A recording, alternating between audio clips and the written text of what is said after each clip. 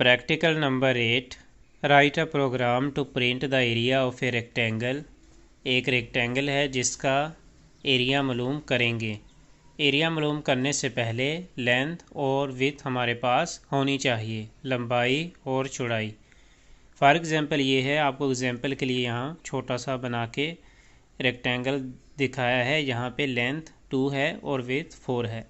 देखा जाए तो लेंथ ज़्यादा है, लेकिन समझाने के लिए अगर फॉर एग्ज़ाम्पल ये इस तरह आप कह सकते हैं,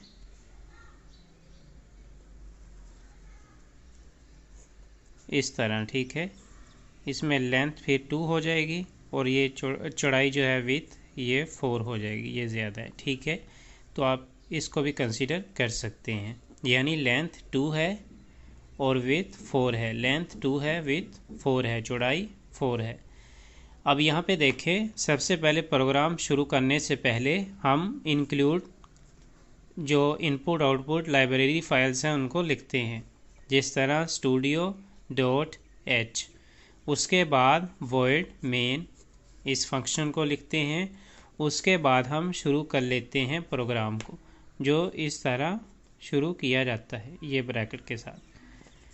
शुरू करने के बाद जो चीज़ें हम इस्तेमाल करने वाले हैं प्रोग्राम के अंदर, हम उनको इनिशियलाइज़ करते हैं या डिक्लेयर करते हैं। डिक्लेयर का मतलब ये है कि हम उसकी वैल्यूज़ को भी वेरिएबल की लिख लेते हैं। इनिशियलाइजेशन का मतलब है हम वेरिएबल को लिखते हैं लेकिन उसकी वैल्यूज़ को नहीं लिखते, उसकी वैल्यूज़ स्कैन एफ के अंदर जाके देते हैं प्रोग्राम के दौरान। जिस तरह यहाँ देखें, लेंथ और विड्थ दोनों ही इंटीजर होते हैं, अशारिया में हम नहीं इस्तेमाल कर रहे हैं। 2 भी फॉर एग्ज़ाम्पल हमारे पास इंटीजर है, 4 भी इंटीजर है। यहाँ हमारे पास 2.5 इस तरह की पॉइंट वाली वैल्यू नहीं है, फ्लॉट की वैल्यू नहीं। इसका मतलब हम इंटीजर को ही इस्तेमाल करने वाले हैं। हम प्रोग्राम शुरू करने से पहले बताते हैं अपने कंप्यूटर को कि हम इंटीजर वैल्यूज़ पर काम करने वाले हैं। अब हम इनिशियलाइज़ करते हैं कौन कौन सी चीज़ें इस्तेमाल होती हैं। जैसे हमें पता है रेक्टेंगल के लिए एरिया और एरिया चाहिए, रेक्टेंगल का एरिया के लिए विड्थ और लेंथ चाहिए, तो दोनों ही इंटीजर में ही आती हैं यहाँ पे। इसलिए हमने इनिशियलाइज़ कर लिया लेंथ और विड्थ को कि हम इन दोनों को इस्तेमाल करेंगे प्रोग्राम के अंदर। फिर सेमीकोलन लगाया।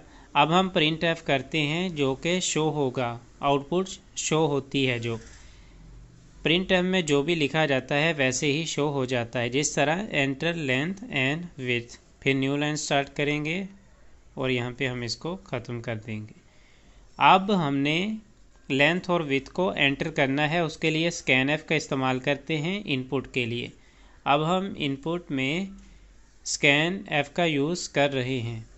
स्कैन एफ का यूज़ करके इनपुट करेंगे तो हमें पता है लेंथ और विड्थ दोनों ही इंटीजर हैं, तो हमने कंपाइलर को बता दिया फॉर्मेट स्पेसिफायर के दोनों वैल्यूज़ इंटीजर में ही आएंगी, यानी कि डी इस्तेमाल होते हैं इंटीजर के लिए, फ्लॉट के लिए एफ़। फिर हम कहेंगे कि अब इंटीजर ये जो दो हैं यानी लेंथ और विड्थ, इसमें हम वैल्यूज़ को ऐड करेंगे। वैल्यूज़ को एंटर करने के लिए, इनपुट करने के लिए हम क्या करते हैं, एंड का इस्तेमाल करते हैं। दोनों के लिए एंड का इस्तेमाल कर दिया, इसको ख़त्म कर दिया। अब हम बताते हैं कंप्यूटर को प्रिंट एफ करके शो करवाने के लिए कि इसका फार्मूला क्या होगा। फार्मूला बताते हैं। सबसे पहले एरिया, ये वैसे ही नीचे नज़र आ जाएगा। उसके बाद हमने बोला कि एरिया की जो स्पेसिफायर है फॉर्मेट वो भी डी होगा, इंटीजर होगा। उसके बाद लेंथ ज़रब विड्थ, तो ये हमने फार्मूला उसको बता दिया, कोमा लगा के यहाँ पे सेमीकोलन, इसको ख़त्म कर दिया। अब हम आउटपुट को देखते हैं। ये है हमारी आउटपुट, ये है हमारी आउटपुट, यानी कि एंटर लेंथ एंड विड्थ वैसे ही आ गया जैसे मैंने आपको बताया था प्रिंट एफ। इसी तरह प्रिंट एफ एरिया, ये भी वैसे ही आ गया। जो आप प्रिंट एफ में लिखते हैं वो वैसे ही नीचे आ जाता है, ठीक है।